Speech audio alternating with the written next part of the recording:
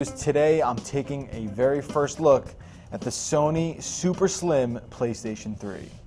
So this is the third PlayStation 3 that Sony's released since it debuted in 2006, and this iteration is by far the smallest and lightest we've seen yet.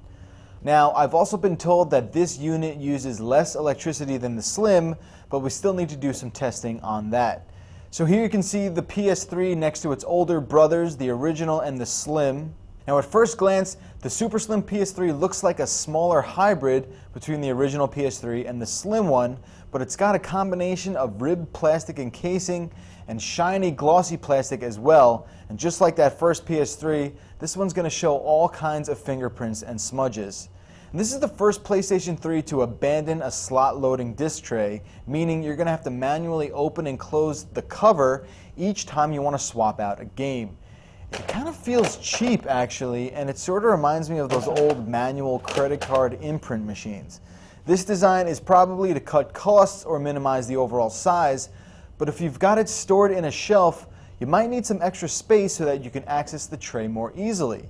Now what's great about this PS3 and every other one out there is that you can replace the hard drive. Now aside from its drastic change in size, there really isn't anything new going on with this PlayStation 3.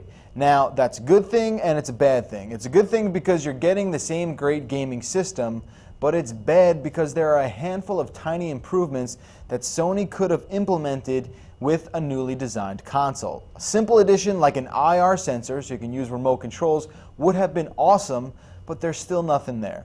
Sony could have also packed in HD cables for the first time in PlayStation's history so you can actually play HD games right out of the box, but instead they still include these completely useless composite cables. What am I supposed to do with these things? I have no idea. They're worthless. It's things like this that won't allow me to recommend the Super Slim PS3 to anyone that already owns one. Now, if you're in the market for a new PS3, this is probably the one to get, especially because it's being offered first in two bundles.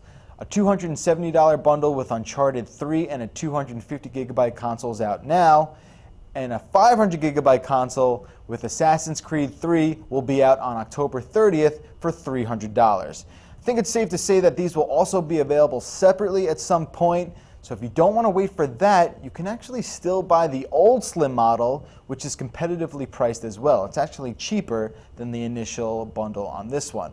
Though, we're not sure how long those old Slim PS3s will be around either, so you're going to have to keep checking online. Now, I was a little surprised to see how much these consoles cost because I figured Sony would use this opportunity to slash the price of the PS3. However, that's not the case with this bundled PlayStation 3. These consoles start at $270. Again, that price should go down once they're available separately, and you can get that old Slim PS3 for less than that. That's going to do it for Sony's Super Slim PlayStation 3.